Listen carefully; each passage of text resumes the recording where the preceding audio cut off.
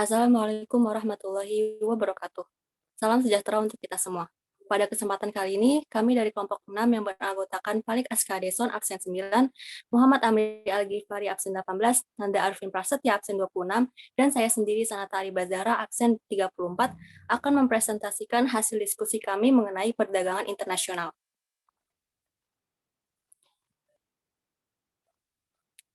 Yang pertama ada definisi perdagangan internasional. Apa yang dimaksud perdagangan internasional?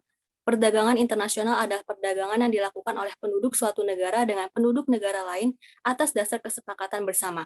Penduduk yang dimaksud dapat berupa antar perorangan, antar individu dengan pemerintah suatu negara, atau pemerintah suatu negara dengan pemerintah negara lain.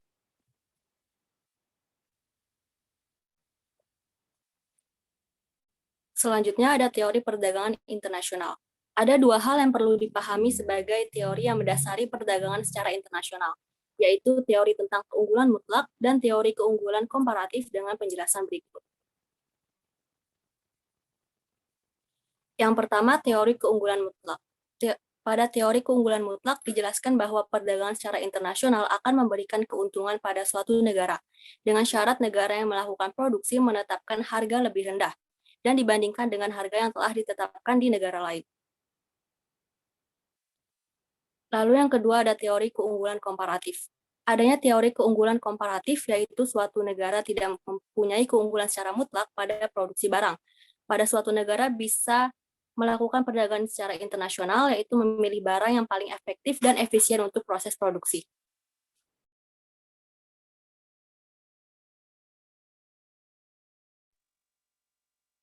Ya, selanjutnya ada faktor penghambat. Yang pertama ada keamanan suatu negara. Keamanan itu faktor penting dalam kesuksesan perdagangan internasional. Yang kedua ada kebijakan perdagangan internasional dari pemerintah. Pasti pemerintah akan menjaga perekonomian terhadap negaranya sendiri. Dan yang ketiga ada rendahnya sumber daya alam. Itu salah satu yang menjadi pendorong terjadinya perdagangan internasional.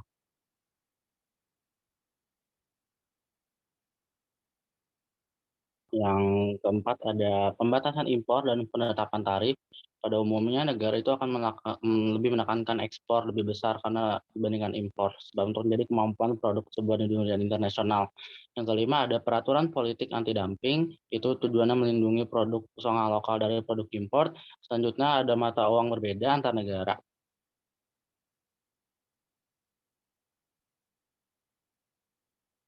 Selanjutnya ada faktor penghambat yang ini ada kurs mata uang yang tidak stabil.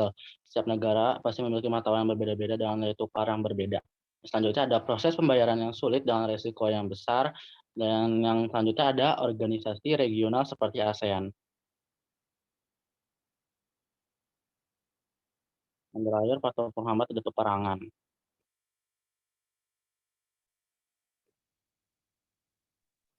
Selain faktor penghambat, ada faktor pendorong dalam perdagangan internasional. Faktor pendorong tersebut sangat dipengaruhi oleh hal berikut ini. Yang pertama adanya sumber daya alam. Sumber daya alam yang melimpah merupakan bekal produksi yang terjadinya hasil suatu produk yang kemudian memicu perdagangan antar negara, sehingga SDA ini sangat berpengaruh pada terciptanya suatu produk baru. Yang kedua, perbedaan faktor produksi. Perbedaan dari faktor produksi yaitu berhubungan dengan hasil dan efektivitas waktu. Misalnya, suatu negara yang bisa menghasilkan sabun akan memesan sabun ke negara lain, dikarenakan biaya produksi sabun di negara lain lebih murah dan efisien. Yang ketiga, adanya kebutuhan dalam negeri. Kebutuhan akan suatu barang atau jasa yang tidak ada di negaranya atau dipengaruhi faktor produksi yang ada. Maka suatu negara memesan ke negara lainnya sehingga terjadi perdagangan antar negara secara lebih luas. Lalu yang keempat, ada siklus ekonomi dan perluasan jaringan. Dengan adanya perdagangan secara internasional, tentu terjadi siklus ekonomi yaitu ada penjual dan pembeli. Kemudian kedua belah pihak mendapatkan keuntungan dari perdagangan yang dilakukan.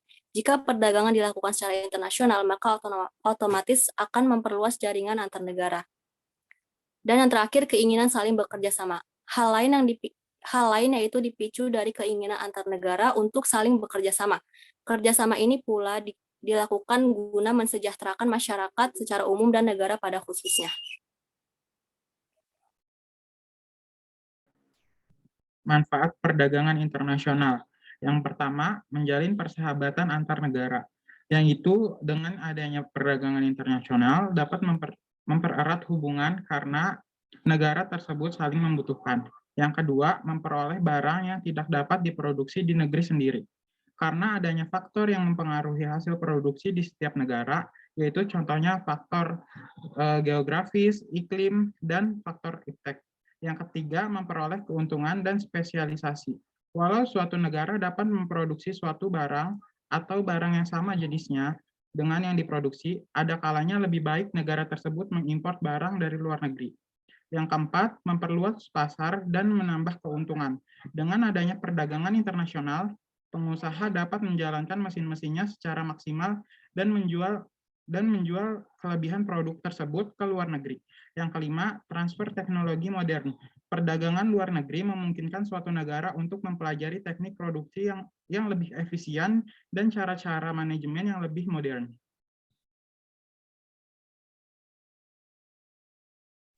Selanjutnya ada keuntungan perdagangan internasional, yaitu ada 5. Yang pertama ada penghematan biaya produksi, yang kedua memenuhi kebutuhan di dalam negeri, yang ketiga kerjasama antar negara, yang keempat meningkatkan sumber penerimaan negara, yang terakhir ada memperluas lapangan pekerjaan.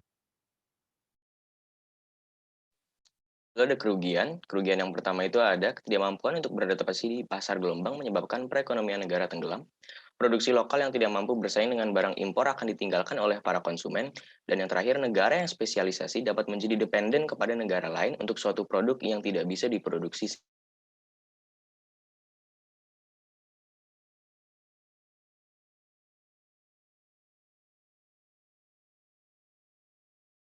Cara pembayaran dalam perdagangan internasional.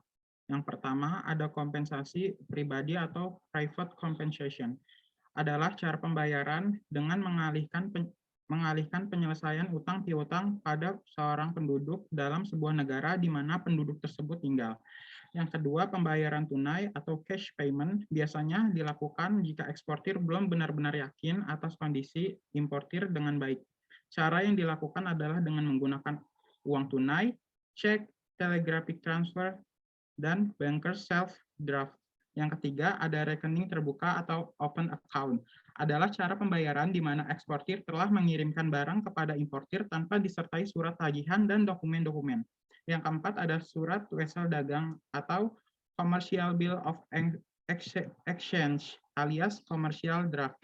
Adalah surat perintah pembayaran yang dibuat oleh eksportir atas importir berisi sejumlah harga barang yang harus dibayar beserta ongkos kirimnya pada saat tertentu kepada pihak tertentu yang ditunjuk.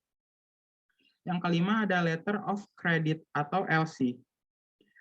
Itu adalah surat yang dikeluarkan bank atas permintaan importir, di mana bank telah menyetujuinya dan membayar wesel yang ditarik eksportir atas importir. Yang pertama, jenis-jenis LC itu ada 5. Yang pertama LC biasa, di mana importir langsung membayar sesuai harga barang yang akan diimpor kepada eksportir di luar negeri melalui bank tertentu. Yang kedua ada merchant LC, di mana importir dapat menerima barang terlebih dahulu, pembayaran sebagian dilakukan saat membuka LC atau kekurangan dibayar kemudian. Yang ketiga ada red clouds atau LC red clouds adalah LC yang mencantumkan perintah kepada bank untuk melaksanakan pembayaran sebagai sebagian dari jumlah LC kepada eksportir sebelum mengirimkan barangnya. Yang keempat ada industrial LC, digunakan untuk mengimpor barang industri secara cepat demi peningkatan industri di dalam negeri. Yang kelima atau yang terakhir ada USCAN LC, artinya LC yang pembayarannya baru dilakukan dengan tenggangan waktu tertentu, misalnya 1 bulan dari pengapalan barang atau 1 bulan setelah penunjukan dokumen.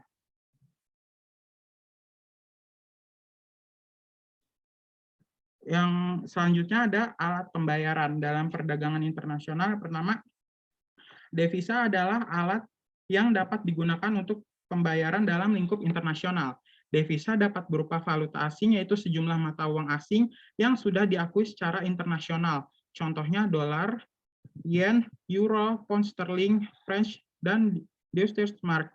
Tidak hanya berupa valuta asing, devisa juga dapat berupa emas atau surat berharga yang dapat digunakan sebagai pembayaran internasional. Meskipun tercatat sebagai mata uang asing, tidak semua mata uang asing dapat disebut sebagai devisa.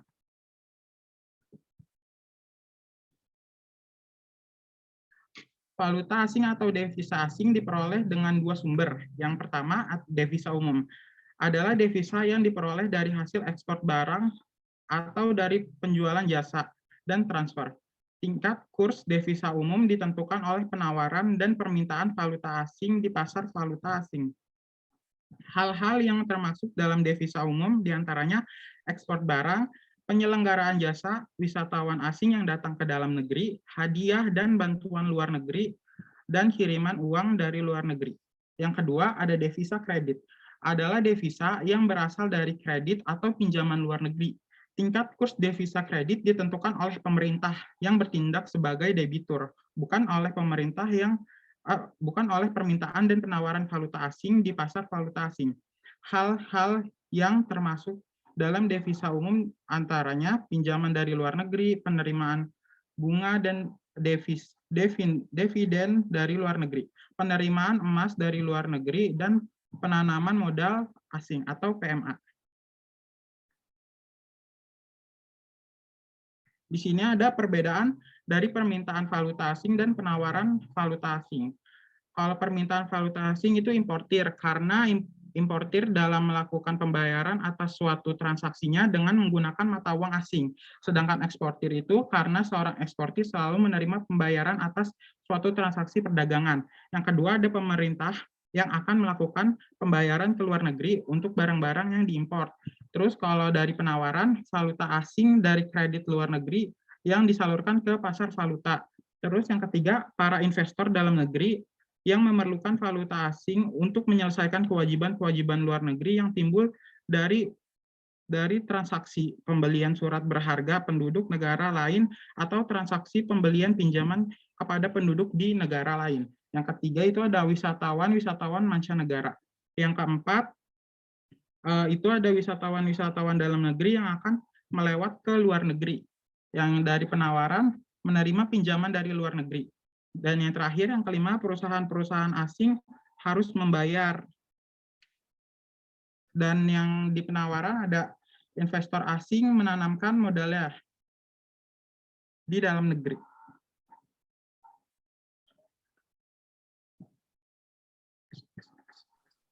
Lalu ada kurs valuta asing.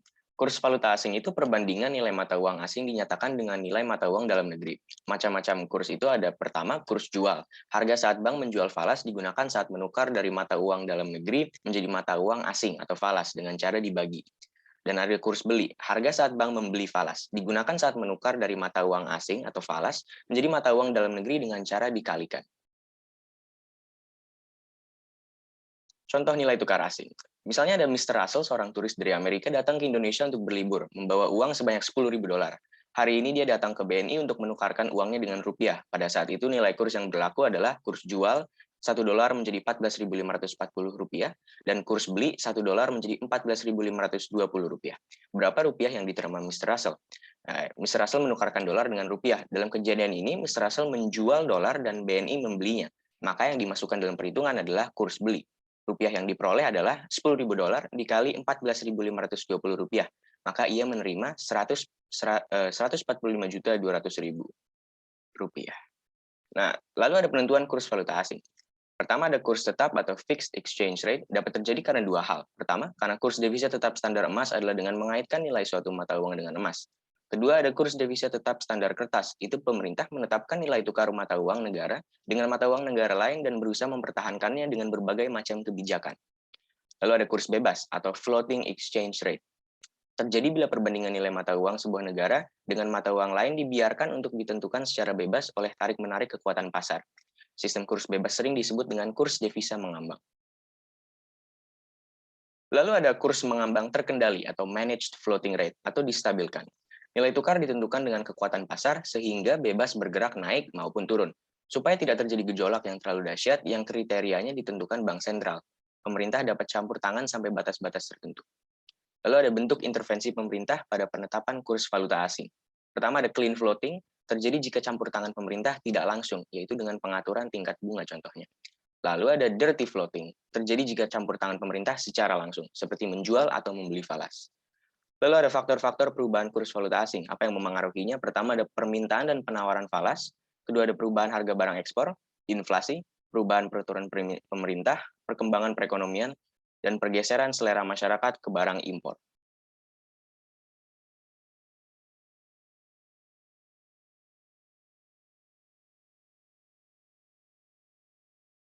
Oke, selanjutnya ada konsep kebijakan perdagangan internasional. Konsep kebijakan perdagangan internasional terdiri dari yang A, penetapan tarif sebagai pembebanan atas barang-barang yang melintasi daerah, pabean atau custom area. Kedua, kuota impor, kebijakan pemerintah untuk membatasi barang-barang yang masuk dari luar negeri. Ketiga, ada larangan ekspor dan impor, melarang produk asing masuk dalam pasar domestik agar melindungi dan meningkatkan produksi dalam negeri. Yang keempat, ada subsidi, membantu mengurangi sebagian biaya produksi per unit barang produksi dalam negeri. Yang kelima, ada premi. Kebijakan memberikan tambahan dana pada produsen dalam negeri yang berhasil mencapai target produksi tertentu yang telah ditetapkan.